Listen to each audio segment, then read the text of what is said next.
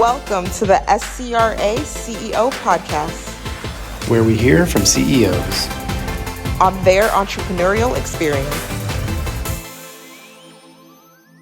Hey everyone, welcome to the SCRA CEO podcast, where we talk with local CEOs within the South Carolina region about what they're doing in the space. My name is Kathy Serafin, my Hi, I'm Matt Bell. I'm the director of the SC Launch program here at SCRA.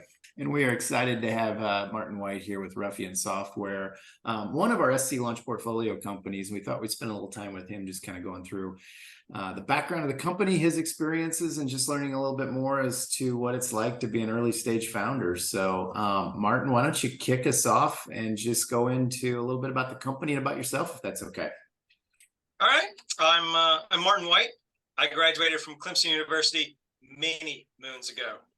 I worked in industrial automation, business software. I wrote artificial intelligence and genetic algorithm stuff for a while. I worked in software literally all over the world. I went to Switzerland, Germany, Michigan, all over. And for 12 years, I worked at an upstate MSP, or a managed service provider, an outside IT company. In the 12 years that I worked there, I saw security go from something nobody cared about to something everybody was hyper-focused on. In that security journey, malware became an issue. Software came out to help address that. The need for backups became an issue. Software came out to help address that. But in that security transition, privileged account management was completely missed, in my opinion. The MSP that I worked with had 25 technicians, serviced over 400 different businesses in the upstate South Carolina. And they used, when the technicians accessed those client networks, they used one administrator account shared between all the technicians. This is a very niche problem, very secure, very cybersecurity specific problem to outside IT companies. So in 2017, 2018, I decided, well, this MSP needs to fix that. I looked out in the market to try and find some software to apply to this problem. I found nothing. So I quit that job. I started Ruffian Software, and we wrote a product called Tech ID Manager to specifically address the MSP privileged account management problem. And we started, so February 2019 we started, and we are here now. We have clients on 4 continents and are making privileged account access much safer for MSP technicians all over the world, and we love it. That is awesome. I guess the thing that most people ask is, going from corporate to now your own entity, what are some of the challenges from that transition, one? And then being your own entity, what are some challenges that you've been facing within the industry itself and software? The biggest challenge in going from a corporate or a company that somebody else owned, because I worked with large companies, but never in a large corporate organization. I was always a contractor or on the fringe, or worked for a smaller company that worked for a bigger company. I saw that corporate stuff, the waste, the lag, the red tape to get stuff done. I liked working at smaller companies. And then when I started working for myself at my own micro-sized company, the difference in what is required to happen, HR stuff, payroll stuff, all that minutia that is a business, is separate from the product and solving the problem and solving customer needs. That overhead piece was something that I was completely not expecting. Mm-hmm. I thought, oh, I've never had to deal with it before. I'm a technical person. I'll just solve this technical problem, and the business stuff, that'll take care of itself. So that was a learning curve that I had to go through and figure out all that. And like, it's still a learning curve, because though this is the 3rd startup I've been involved in, the first one existed 6 months and exited. I was only a worker bee there. I didn't actually run it. I wasn't really involved in any of those business negotiation stuff. The second startup I was involved in was me and 2 other engineers. And the 2 other engineers, all 3 of us very smart. We wrote a product, but none of us were business savvy enough to actually take that product to market. So I left that. And then this is the 3rd startup. I've taken all the experience that I had from the technical side and the things I thought I saw I was missing from the business side. But actually doing it yourself and starting a company, there are so many roadblocks, things you'll trip over, roots on the trail, like whatever you want to call it, that just jumps up and grabs you. And you're like, oh, today I can't improve the product. I have to figure out how to get health insurance. So Those were the biggest challenges. So going back to the beginning, you identified an issue that you thought might have potential. You probably spent a little time investigating it, but at what point what was the process and what point did you realize that, oh, I've got something here that might turn into a startup. It's commercially large enough that I can take advantage of the situation to actually build a company to solve that problem. So I saw this poster, I don't know, 6 months ago for the first time. And it said on the corner of another founder's office on the wall, big giant poster said, "We did this because we thought it would be easy." And that thought part was bolded. And that I just thought it would be easy. Oh, I can write the software. People will just come by it. On the day that I quit my job to start this company, you should have seen the financial projection that I had. It was, in a year, I'll have 1,000 clients. People will just beat their way to my door for the better mousetrap. That's not the reality of how marketing and sales goes in a startup company.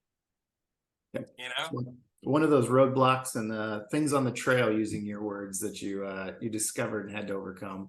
Yes. Yeah, because just because you have a better product, people have to know, first they have to know about it. And then there's the whole marketing journey of earning their trust and all that kind of stuff.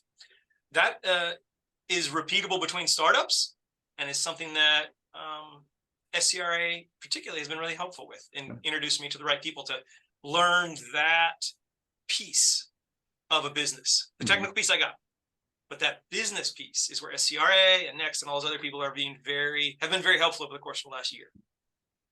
Yeah. Do you want to talk more about that experience that you had with SCRA? The one support getting the business support, but like what other ways do you think that we've been able to kind of marry this partnership to be able to help you excel and grow and be the business that you are today? Yeah, sure. So it all starts February 2019. Like I said, I started the company. I bootstrapped it. I got my first client in August, started growing. I've grown since then and reached profitability at a point a couple years ago, or a year and a half ago. And I was having dinner with a good friend. And we're just chit-chatting about life and business and AI and all the things in the world. And he said to me, just kind of out of the blue, the biggest advantage that a company has starting in the US is the access to easy capital to grow faster. I remember that sentence very specifically because it was up to that point, I had never considered taking money, investment money, and that kind of stuff. I was just spending my own money, getting to making money. And then as I grew slowly, I was going to invest that money back in the company and grow. But this David was his name, his statement really made me think that is true. If I could go ahead and hire another salesperson, another developer, that would really accelerate the growth of the company. So I did. I started looking casually for funding money, and I came across SCRA, came across a couple others, and SCRA connected me with Next and VMS, and over the course of the next 6 months, I discovered this whole ecosystem of founders and investors that are there in Greenville to help support other founders in Greenville and in South Carolina. And this resource became so valuable. All the things that I talked about at the beginning, the things that I was missing, those roots in the trail, the roadblocks, those all got pointed out that I had hit and not even know I hit, and the ones that I was going to run into. So it's been a phenomenal learning experience being as part of that ecosystem, learning from those people, meeting meeting other founders. I'm now part of the VMS mentors group because of meeting SCRA. And that is phenomenal. I meet with a regular group of mentors and they say, hey, they are older guys that have all done this before, and women. And they're like, hey, this is something you might run into. This is something you want to consider. Like just very high level and even detail things on the business front that it help. This is the best way to put it. It helps. And the ecosystem is phenomenal. I love being involved in it. Yeah. So for the next stage of your journey, what are some of the roadblocks that you're starting to identify, that you're starting to say, this is something I got to focus on. Here's some expertise I need. Kind of what do you see going forward as the evolution of your growth, not only for the company, but for you as the manager of the company? When I started this company, there was nobody else in the marketplace doing this. I was the Tech ID Manager was the only company that did privileged account management specifically for MSPs. There were a couple other privileged account management and privileged access management products, big ones, enterprise level stuff, but they didn't scale out. So I started advertising, started educating the marketplace, and because of that, some competitors have come up, and these competitors are way more funded than we are. So how do you compete with people with more money? How do you compete with people who have already done this before? They've already run on all these roadblocks. Those details about go-to-market strategy, those details about salesman compensation, those details about how you find and hire people to actually scale out a team. Because it's easy to say, we're X number of people now, we'd like to be X plus Y number of people in 6 months. But how do you find those people? How do you make sure that those hires are good hires? And that gambit of, well, you hire by gut feel, all the way to, well, you do 15 interviews and a personality test and you make them work for a month for free. There's a wide range of suggestions on the internet and from people on how you hire somebody. So like having some advice on how to hire for my company is one of those roadblocks. How to go to market, how to find clients, how to do compensation. All those business things are those things that people help with that I love. Yeah. Does that make sense? It does. It does. I know founders who have struggled with that hiring curve too. One of the things you see is as you start your company, the hiring needs pivot essentially as you scale your company. So it's finding one, individuals that can grow with your company, but then two, knowing when to release the ones that no longer align with the vision, and how do you bring on the new ones that can align with that vision? And I've heard that from other founders. So I'm curious, within your journey since 2019, have you figured out maybe like a secret formula, or have you like discovered my hiring red flags versus my hiring green flags? What would you have done differently? When do you decide, all right, this person doesn't work anymore, it doesn't align, how do I let them go in a manner that's effective? And then how do you bring on new people? Because I think that's going to be a challenge too, on like, how do you identify good candidates that align with your vision?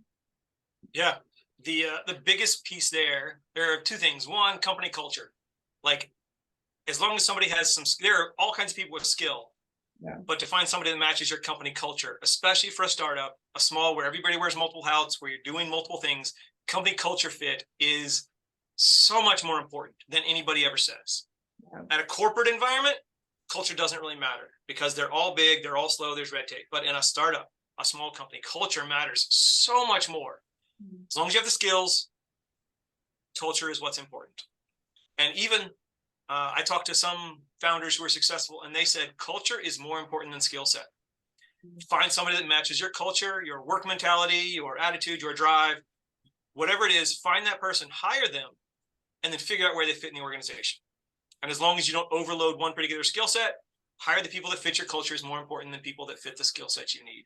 Because one person who doesn't fit your culture can sink the whole thing. They can make it a very toxic environment. And the other statement that comes that I've heard is, the person that got you here might not be the person needed to get you there. As in, those people that thrive in the high chaos, turbulent market and turbulent workplace that is a two-person startup trying to go from no sales to 100 sales could be a very different person than that person who can write process, put organization in process, have repeatable outcomes to the things they do, to go from 100 clients to 1,000 clients, or from 1,000 to 1 million. And you need to make sure that not that you can hire somebody that goes all the way, but that you can make sure that everybody's happy all along the way and they fit the culture. And that when you do get to that point, you either find a different role for the person who no longer fits, or you part ways happily and say, hey, this has been great, but this is not going to work out for a variety of reasons, you know? For your company, you're a tech company. So we often hear with tech companies that, a number of the employees or the part-time employees are located at a different location, and you're doing, things virtually, usually programmers or something of that sort. Is that something that's part of your company as well? And is that in terms of the culture and the structure of the company, is that something that you really pay attention to? Is if I've got somebody who's virtual, I manage them a little differently, or I do something a little differently? Everybody in our company is virtual. We don't have an office. We all have offices at home. And that is less uncommon nowadays. It's more common nowadays. But like Elon Musk said, Elon Musk is forcing everybody back in the office. I think there is a shift. IBM is an excellent case study on remote work versus in-person work. IBM 20 years ago shifted all remote for a while, and they shifted back to all in person, and they shifted back to all remote. And their reasons for going back and forth are paramount to look at when you are considering all remote versus in person versus some hybrid setup. And it also goes back to that culture piece. Our culture is a remote culture. That means that we hop on Zoom, we hop on Google Meets, we hop on Slack chats. We have pretty consistent conversation. We don't get that water cooler chat, which I personally very much miss. Walk into the office, you go get a drink out of the fridge, and you're like, hey, how was your weekend?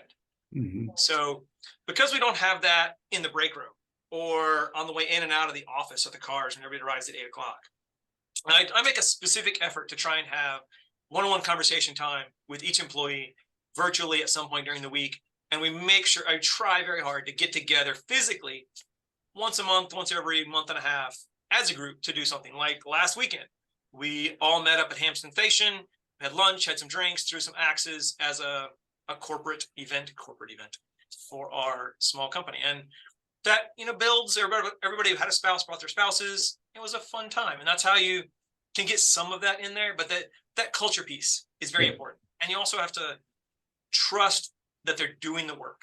You're not going to get 8 hours of screen time out of somebody on a remote job. You can try it. I've seen tools. I've even had people approach me like, hey, you need to install this tool to watch, make sure they're clicking a button every now and then. But conversely, I have intelligent programmer friends who have remote jobs in Germany. This guy works in the US, has a job in Germany. The German company requires he works 8 hours in German time. So he doesn't want to work second shift or like third shift essentially in the US to meet their timeframes. So he works when he wants his 8 hours. And he wrote a program that clicks his mouse and moves his keyboard the 8 hours that the German company has office hours. So he has one computer that's their computer that pretends to be working for 8 hours. And he answers his phone if they call, but he works to get all his work done, but it's on shifted hours. Yeah. So those tools, especially in a tech company where the people are tech savvy, it's not something you can do. You have to trust the people, going back to, again, how important company culture is. That sounds like another business opportunity. Right? So my daughter during COVID was finishing out college. Yep. And that college test, when going to college remotely, all colleges became very paranoid about it. Tons of software came out insofar as her laptop had to have the camera running during some of the tests, looking at her, and they used facial recognition the entire time she was taking that test to make sure she was looking at the screen and not looking off to the side. Oh, wow. And unbeknownst to me, she was sitting in a room doing whatever. And I walked in and was like, hey, I'm going to make some tea. Do you want some tea? Because my daughter and I share tea all the time. We love it. And she's like, go away, Dad.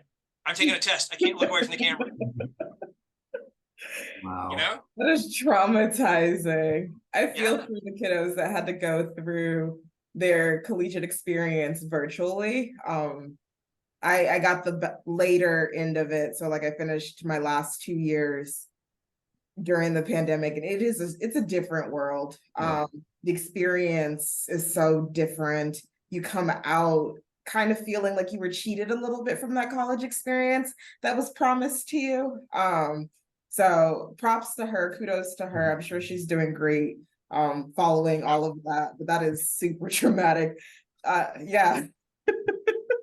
So that business opportunity for making sure somebody's sitting at their computer and working, there's a ton of people out there trying it, but all of them it actually relates back to the problem that Tech ID Manager solves in such a unique way. Tech ID Manager solves a privileged account management problem or an identity management problem. Okay. How do you prove that somebody on the other side of the keyboard is who they say they are? You have a username and a password to get an account. You have MFA. multi-factor authentication. So something there's something you are, something you know, and something you have. Yeah. Password is something you know, something you are is like biometrics, something you have is like a key or something like that. So the MFA is a second token. How do you prove that that person is that person? Becomes paramount to cybersecurity around the world, especially now that we're like all working remote. Yeah. And outside IT resources remote into your computer and fix something. How do you prove, like the MGM hack that happened recently, where MGM had paid the $10 million ransomware fine? The root of that was AI voice generation that tricked a help desk technician into resetting somebody's password when it wasn't that person talking. It was AI voice generation. So something that they are, their voice, is no longer truly valid for that second factor of authentication. That was Like, my next question. With everything with like deep fake and all of these different new ways to phish, like, do you have advice, one, for the novelists who are like, I've never dealt with this, I don't know what to do on this. How do I protect myself, my loved ones, as well as like my corporate entities from having an experience exactly like that? Like, what do you do? There are a myriad of cybersecurity frameworks: SOC 2, PCI, HIPAA, NIST, CMMC, ISO, Essential 8 in Australia, Cyber Essentials in UK and Europe. The best thing that you can do is pick some cybersecurity framework. CIS is a good one to start with because it's prescriptive in what it says to do. Pick some cybersecurity framework and don't look at it as the set of check boxes to complete in order to be safe. Right. That's the wrong way to look at it. Look at it as, here are a bunch of things that people who have been breached said, oh, it would have been better, or it wouldn't have happened had I done these things. So don't look at them like, when it says MFA on all admin accounts, don't look at it like, oh, we need to check that box that says MFA. We can just put this shared cell phone over here and all these people can look at this cell phone when they need be. No, think of it as in, how do I actually protect each account? When it says, well, you got to have backups. Well, don't just install some backup software, let it run its backup and forget about it.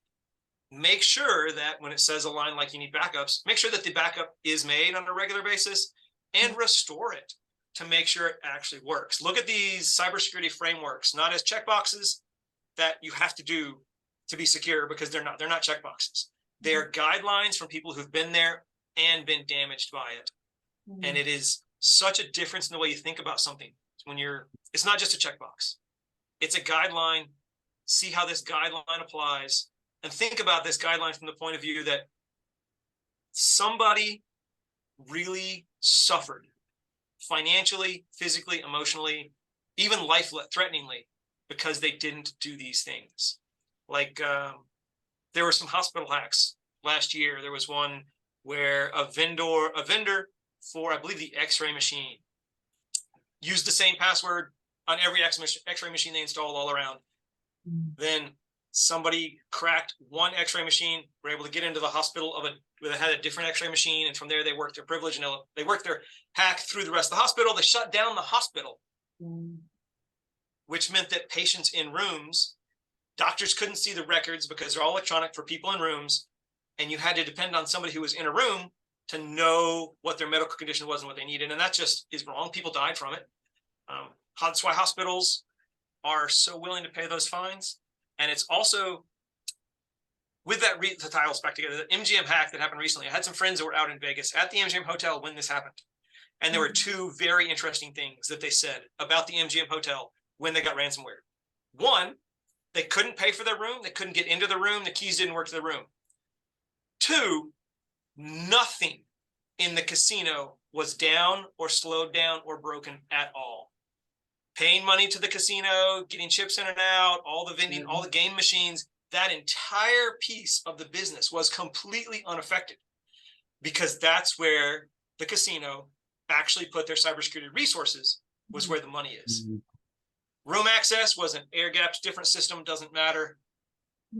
They didn't care about that piece, so it got breached. The piece they cared about, they protected. So it's really about you can stop hacks. Like, this hacker had full access to all of these systems, but because they were really secure about their security. That's a terrible thing to say. Really diligent about their cybersecurity with the money aspect, that couldn't move horizontally through their ecosystem. It's all these hacks are stoppable if you have, one, the money, and two, the manpower and time to put into it and do it, and three, the diligence to continue to do it. Like, I saw this interview many moons ago of a terrorist who got caught trying to take down a plane with a bomb. And he said, the US, he said about a bunch of bad things about the US, but then he said, you have to get lucky every single day, every single time you're trying to stop people. The bad guy, he only has to get lucky once. Yeah. So the hackers are the same way. They only have to get lucky once. Yeah. But on the red team side, on the blue team side, you have to be persistent and diligent all the time. And there's tons of software out there to help you. There's virus software, there's malware software, there's backup software, there's privileged account management software. There's all kinds of software to help you, but you have to actually use the software. Yeah, got to be intentional. Yeah. So, And you have to stay dedicated. You mentioned go-to-market strategy. You know, one of the challenges of the cyber sector is there's a lot of great metaphors, or real life situations, actually, not even metaphors, but examples is a better word, for events, significant events. The oil pipeline shutdown here in South Carolina would be probably one of the bigger ones. But how do you go to market and convince corporations to buy services to prevent things like that? That's always a challenge, and it's almost like buying an insurance package. You know, it could happen or could not, but I need you to spend some money on it. How did you grapple with a big issue like that as a startup? Because you've got a limited budget, limited capability to get your voice out there, but this is a big problem. This is the problem you're trying to address. How'd you do the go-to-market strategy around it? The biggest thing we've done is try to educate people. The MSP, the IT companies, are very open to listening in two situations. One, they have a breach. The moment they have a breach, or they know somebody that has a breach who's close to them in the same peer group, something like that, at that moment, they are very open to listening, and they're doing internet research to find out how to fix this so it doesn't happen again or it doesn't happen to them. And the second time that they're very open to listening to something about specifically Tech ID Manager and Privileged Account Management software is the first time that they hire or fire somebody that they don't know. The first time a company hires somebody, a technician, and is going to grant them access to all of their client networks, and the access that they're granting is sufficient to destroy every one of those companies, that is the point that they're like, oh, I need to think about this. I can't just willy-nilly give this away. And then when that same person who they don't know, when they fire that person and they walk out the door, they think, how much access is that person walking out the door with? Does that person remember a password that can get them access into one of my clients and wreck that client because they're vengeful? They're a bad actor. They think they were cheated out of this job. They don't like me anymore. That bad actor or disgruntled employee situation is something that a lot of companies don't think about, especially MSPs when they're small and they're growing and like they're just adding people, adding resources. But the first time they fire somebody, they're like, what access did they take out the door? So do you in your go-to-market strategy, do you highlight those issues and use them in your marketing material, or how do you bring those to the forefront so a company can either identify with one of those situations, or the company looks at the list of situations and said, okay, this is relevant to me and I'm willing to address it? What's your go-to-market around that? So that particular thing is FUD, fear, uncertainty, and doubt. We try not to do much around FUD, but when on the internet, in a Reddit forum about MSPs or Tech Tribe or a Facebook group that's specifically about IT companies, when something like that comes up, they're like, hey, we just fired this person. What do we do about this? We definitely inject ourselves and say, hey, hi there. We are Tech ID Manager. We solve this problem and a bunch of others that you're having around privileged account management. So our go-to-market strategy is, one of them is specifically to use that educational moment and go into the places where MSPs are talking. internet forums, specifically Reddit, TechTribe, Facebook.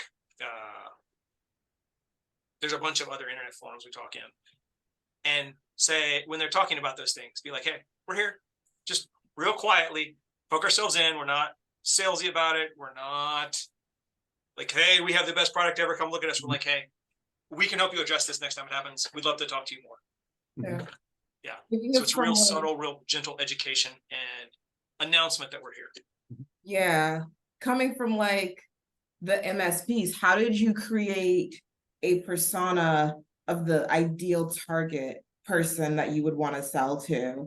Or do you think would be a really good client for you? Because as an individual, you've got to be intentional about the different people that you engage with, but also too, giving yourself that value proposition to stand away from everybody else in the same space, you know? Yeah. So I worked at an MSP for 12 years, and that MSP went from 6 people when I started to 30 something people when I left. So I personally am very intimately familiar with the size range of all that medium to the small to medium size MSP. Mm-hmm. And I have worked in with corporate IT organizations that are, 50 to 100 people. So like, I'm intimately familiar with the size of organization that needs what they need.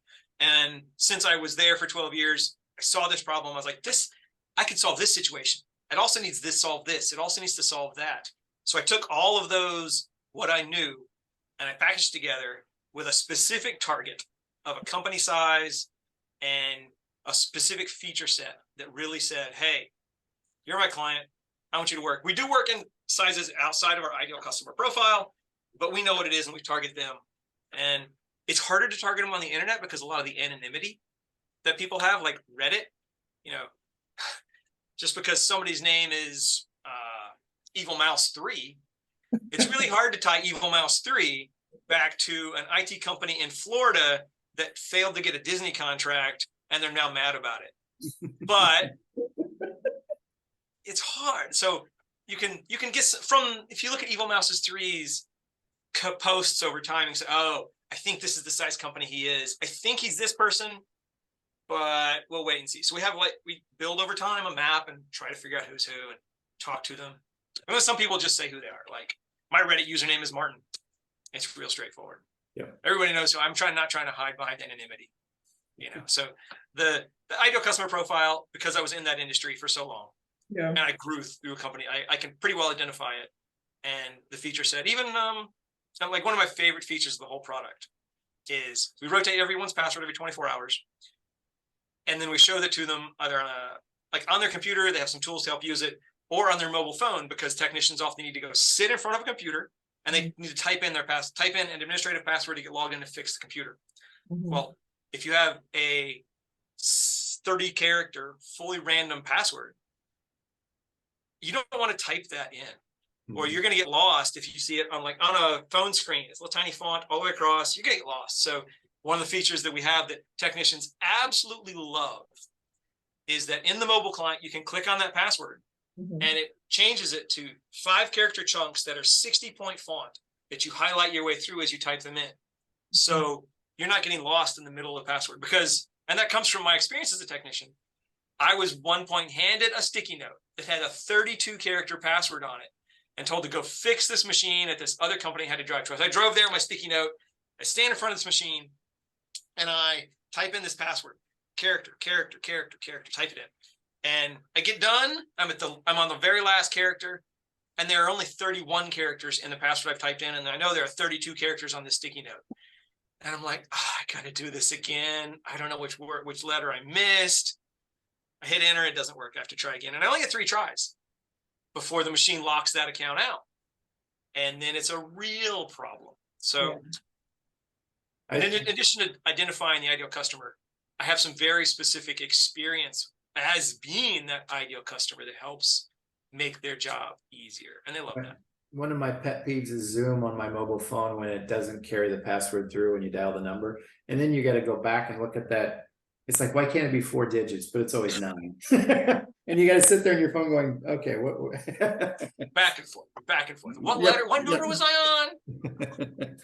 So, going back and looking at, where you're at now versus where you were, I'll give you the choice. What's the one or two things that you feel like you really did right in terms of putting this together and working your way to, the market and the execution within the market? Or what are the one or two things that you wish you had done right? Maybe you know now that this is the way you should have executed, but you didn't do it. So I'm just kind of curious as to, if you have a young entrepreneur sitting there talking to you, what's one or two pieces of advice you could give them in terms of, boy, I wish I'd have done this differently, or boy, I'm glad I did this differently. I did the way I did it. I'll actually answer both those because they're real fast. Sure. One, the piece of thing that I did right that I would tell everybody else to do is we hired a social media person who her entire job is to look at internet forums where IT technicians are and inject our name when they're talking about something that's specific to us. And that is reminiscent of knowing your customer, knowing where your customer is, and organically getting in front of them and having them know your name. So you have that mental real estate. Even if they are, so person A posts on internet forum, says, hey, I have this problem. And we say, hey, we think we can solve this for you. You want to talk to us? It's not that person that we're talking to at that point. It is person B, person C, person D, person E, person Z that reads that post in the future that we are truly talking about. Like a one-on-one conversation that has no persistence, but an internet forum conversation has persistence. So use the internet, know your customers, know where they are, and know the attitude they have about being sold to them, and get in front of them with the attitude that they accept in the places they accept it. Like if I want to sell to an MSP, I'm not going to go talk to a car salesman. I think back in the day, we would have called that guerrilla marketing. Yep. It is very much guerrilla marketing, and for the target audience that we have, it works very well. And the thing that I would tell somebody else, I would have told myself to do sooner, was go get involved in the ecosystem of other founders much sooner. Like that piece is the people that have been there and done it have the t-shirt. Talk to those people. I spent the first 3.5 years of this company by myself in my office, drilling it out, grinding it out, making the software, making it work without any focus on the business, because I didn't know it. I ignored it, So, but getting out of that ecosystem and meeting other founders, hearing their voice, hearing them say, oh, yes, you don't know what it is yet, but here's what it is. Here's how easy it is to solve. Do it. Is the biggest piece of advice I would give to anybody trying to start a company. Find somebody to do it with, and the two of you co-found and go out and get in that ecosystem. And I would tell you that, in the last, since 2020, when kind of the ecosystems collapsed a little bit across the state with the COVID outbreak, those ecosystems have lit up. I mean, we are seeing tremendous amount of energy and just such a plethora of locations across the state, from Myrtle Beach to Beaufort to Columbia to Charleston, Greenville. There's a new accelerator in Greer that I just was doing some judging at. Rock Hill. There are a lot of ecosystems out there, and for those listening to this podcast, find one, because there's probably one in a very short distance from you. Even if it's not, drive to it. Go to it. Get involved. There is the straight obvious benefit if you were there and if you're talking to people and you learn information. There are the unobvious benefits of when one of those people you talk to here's a problem that you have, they know somebody else who they're going to connect you with. And that connection to you from them, from another person, can make a web of connections that can greatly enhance you, your company, your experience, save you so much time and money, and just, it's well worth it. Get involved in the ecosystem. That's the biggest advice. Like, get involved, get involved, get involved. Have an idea, have the ability to execute, get involved in the ecosystem. So my last question, you said axe throwing is one of your activities. I just want to make sure you got all 10 fingers. Yeah, I got all 10 fingers. I love axes, knives, saws. I am a antique tool enthusiast. Good time. I went to a place in Colombia and they had a spear. I wasn't spear. good at spear, but I can throw an axe a little. It's not probably as well as you, but we'll get there. We'll get the bullseye every now and then. I think the last thing, how do people find you? Where do they Yep. find you? LinkedIn, Instagram, Snapchat, X, because I don't think it's Twitter anymore. No, it's called X. X? TechIDManager.com is the most obvious way to find us. TechIDManager.com. We're on Facebook. We're on LinkedIn. If you search for Tech ID Manager or Ruffian Software, which is the name of the company, Ruffian Software. Shh. That's the name of the company. Tech ID Manager is the company or is the product. Either of those, you search for us, you'll find us. We love being out there. All right. Check us out. Request a demo if you're an MSP or a technician or IT. We'd love to show it to you in more detail. Martin, we really appreciate you taking the time today, and we've enjoyed talking to you, and we've enjoyed working with you. So I look forward to seeing you in events here in Greenville over the next couple of weeks. Yep. If there's one on my calendar for next week to drive down there, I'm super excited about it, Matt. Yeah, perfect.